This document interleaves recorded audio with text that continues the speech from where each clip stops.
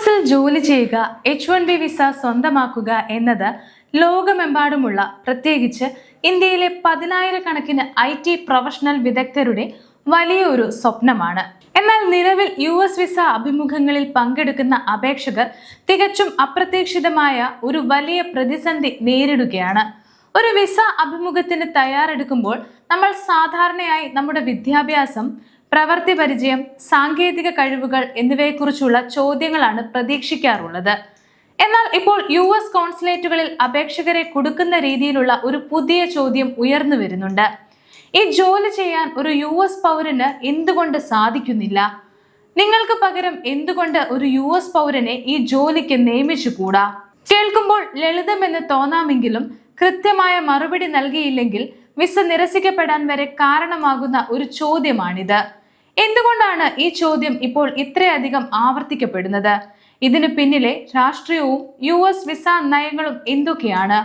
ഇതിനെ എങ്ങനെ പ്രതിരോധിക്കാം എന്നതിനെ കുറിച്ചാണ് നമ്മൾ ഇന്ന് സംസാരിക്കുന്നത്. എന്തുകൊണ്ടാണ് ഈ ചോദ്യം ഇപ്പോൾ ഉയരുന്നത് എന്ന് ആദ്യമേ ഒന്ന് നോക്കാം. US വിസ അഭിമുഖങ്ങളിൽ ഈ ചോദ്യം പെട്ടെന്ന് വർദ്ധിക്കാനുള്ള പ്രധാന കാരണം US ഭരണകൂടത്തിന്റെ പുതിയ നിലപാടുകളാണെന്ന് ഇമിഗ്രേഷൻ അഭിഭാഷകർ വ്യക്തമാക്കുന്നു. ദി അമേരിക്കൻ ബസാർ നൽകിയ റിപ്പോർട്ടുകൾ പ്രകാരം നേരത്തെ US പ്രസിഡന്റ് ഡൊണാൾഡ് ട്രംപിന്റെ ഭരണകാലത്തുണ്ടായിരുന്ന ബൈ അമേരിക്കൻ ഹിയർ അമേരിക്കൻ എന്ന നയത്തിലേക്കുള്ള ശക്തമായ തിരിച്ചുവരവാണ് ഇപ്പോൾ ദൃശ്യമാകുന്നത്. 2017 ട്രംപ് ഈ വിവാദ ഉത്തരവിൽ ഒപ്പുവെച്ചത്. വിസ തട്ടിപ്പുകൾ തടയുന്നതിനും ഏറ്റവും ഉയർന്ന ശമ്പളമുള്ളതും ഉയർന്ന വൈദഗ്ധ്യമുള്ളതുമായ വിദേശികൾക്ക് മാത്രം H1B വിസ ഉറപ്പാക്കുന്നതിനും വേണ്ടിയായിരുന്നു അത്.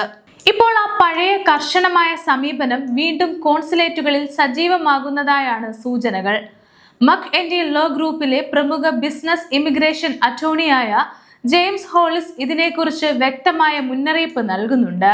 വിസ നിരസിക്കപ്പെട്ട തന്റെ ക്ലയന്റുകളിൽ നിന്ന് ലഭിച്ച വിവരങ്ങൾ വിശകലനം ചെയ്യുമ്പോൾ കോൺസുലേറ്റുകളിൽ ചോദ്യം ചെയ്യലുകൾ കഠിനമായേക്കുകയാണെന്നും പരിശോധനകൾ ശക്തമായേക്കുകയാണെന്നും അദ്ദേഹം പറയുന്നു. വിസ അഭിമുഖ്യത്തിൽ അപേക്ഷകർ നേരിടുന്ന ഏറ്റവും വലിയ ബുദ്ധിമുട്ടേറിയ ചോദ്യം എന്താണ്? നമുക്ക് നോക്കാം.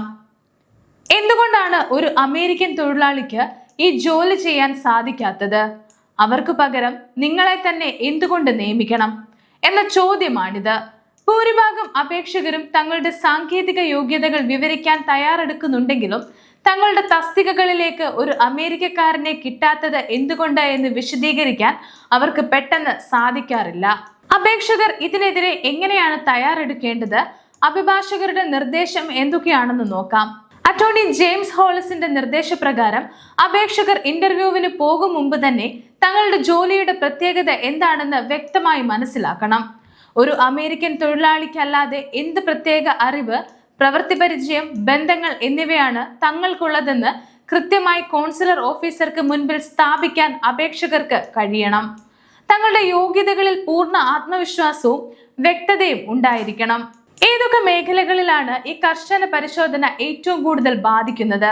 നമുക്ക് നോക്കാം.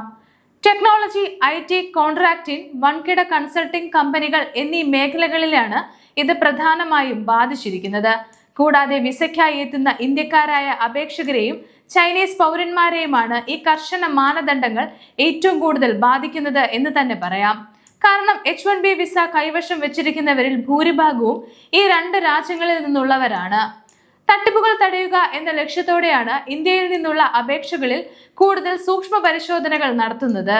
ഒരു അപേക്ഷകന് സ്വന്തം നിലയിൽ നിയന്ത്രിക്കാൻ കഴിയാത്ത ഘടകങ്ങൾ എന്തൊക്കെയാണ് എന്ന് നോക്കാം. കൺസൾട്ടിംഗ് IT കമ്പനികളിലെ ജീവനക്കാരുടെ വിസ അപേക്ഷകരുടെ ഫലം എപ്പോഴും അവരുടെ വ്യക്തിഗത യോഗ്യതകളിൽ മാത്രം ഒതുങ്ങുന്നതല്ല. ആ കമ്പനിയിൽ നിന്ന് ആകെ എത്ര പേർ അപേക്ഷിക്കുന്നുണ്ട്, ആ തസ്തികയ്ക്ക് നൽകുന്ന ശമ്പളം എത്രയാണ് തുടങ്ങിയ വിവരങ്ങൾ കോൺസുലേറ്റുകൾ പരിശോധിക്കുന്നുണ്ട്. ഇത്തരം കാര്യങ്ങളിൽ അപേക്ഷകന് യാതൊരു നിയന്ത്രണവുമില്ല. ഇത്തരം കമ്പനികളെ കൂടുതൽ നിരീക്ഷിക്കാൻ കോൺസുലേറ്റുകൾക്ക് ആന്തരിക നിർദ്ദേശങ്ങൾ ലഭിക്കുന്നുണ്ടായേക്കാമെന്നും ഹോളിസ് വ്യക്തമാക്കുന്നു. വരും വർഷങ്ങളിൽ വിസ അപേക്ഷകർ എന്തൊക്കെ കാര്യങ്ങൾ ശ്രദ്ധിക്കണമെന്ന് നോക്കാം. നിലവിലെ വിസ സംവിധാനം അമിതമായി കർശനമാക്കുന്ന ഒരു സാഹചര്യത്തിൽ കൂടെയാണ് ഇപ്പോൾ കടന്നു പോകുന്നത്.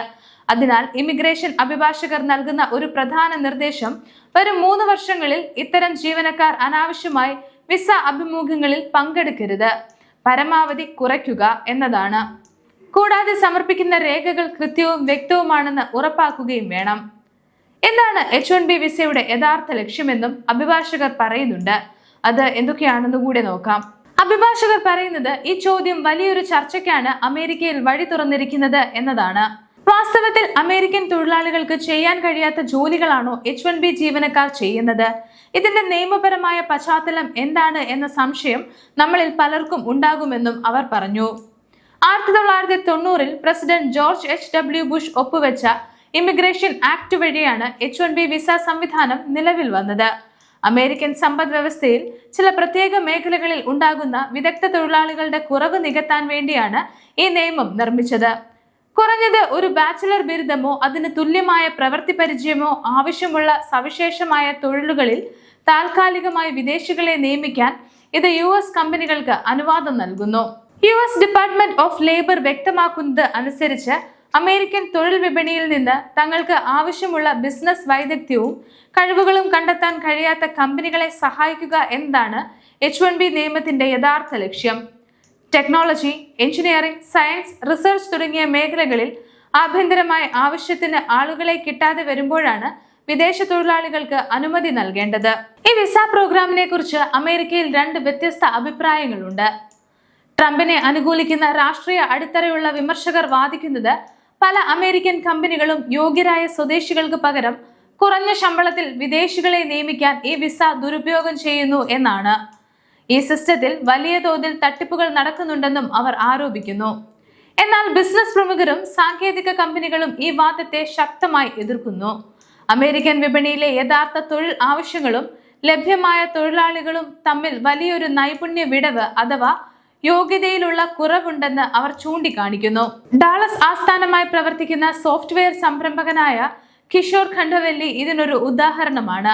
H1B വിസയിലൂടെ തന്റെ കരിയർ ആരംഭിച്ച അദ്ദേഹം ഇന്ന് 380 ജീവനക്കാരുള്ള ഒരു സോഫ്റ്റ്വെയർ കൺസൾട്ടിംഗ് കമ്പനി നടത്തുന്നു.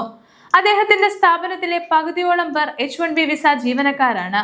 നിലവിലെ വിപണിയിലെ സ്ഥിതിഗതിയെക്കുറിച്ച് അദ്ദേഹം പറയുന്നത് ഇങ്ങനെയാണ്: വിപണിയിൽ ലഭ്യമായിട്ടുള്ള തൊഴിലാളികളും വിപണിക്ക് യഥാർത്ഥത്തിൽ ആവശ്യമുള്ള സാങ്കേതിക കഴിവുകളും തമ്മിൽ വലിയ വ്യത്യാസമുണ്ട്. പ്രത്യേകിച്ച് പുതിയ സാങ്കേതിക വിദ്യയുടെ കാര്യത്തിൽ ഈ കുറവ് വളരെ വലുതാണ്. അതുകൊണ്ടാണ് തങ്ങൾക്ക് അമേരിക്കക്കാരെ മാത്രം വെച്ച് എല്ലാ തസ്തികകളും നികത്താൻ കഴിയാത്തതെന്ന് അദ്ദേഹം വാദിക്കുന്നു. അമേരിക്കക്കാരുടെ ആകെ തൊഴിൽ വിപണിയിൽ H1B ജീവനക്കാർ വളരെ ചെറിയൊരു ശതമാനം മാത്രമാണെങ്കിലും രാജ്യത്തിന്റെ സാങ്കേതിക മുന്നേറ്റത്തിനും മത്സരശേഷി നിലനിർത്തുന്നതിനും അവർ നൽകുന്ന പങ്ക് വളരെ വലുതാണ്. എന്നാൽ രാഷ്ട്രീയ മാറ്റങ്ങളും ആഭ്യന്തര തൊഴിൽ സംരക്ഷണ നയങ്ങളും കാരണം വരും ദിവസങ്ങളിൽ US വിസ അഭിമുഖങ്ങൾ കൂടുതൽ കഠിനമാകുമെന്ന കാര്യം ഉറപ്പാണ്. അതിനാൽ പുതിയതായി അഭിമുഖത്തിന് തയ്യാറെടുക്കുന്നവർ തങ്ങളുടെ സാങ്കേതിക യോഗ്യതകൾക്കൊപ്പം തന്നെ തങ്ങൾ ചെയ്യുന്ന ജോലിക്ക് തങ്ങൾ എങ്ങനെ അത്യന്താപേക്ഷിതമാണെന്ന് ബോധ്യപ്പെടുത്താൻ കൂടി തയ്യാറെടുക്കേണ്ടതുണ്ട്.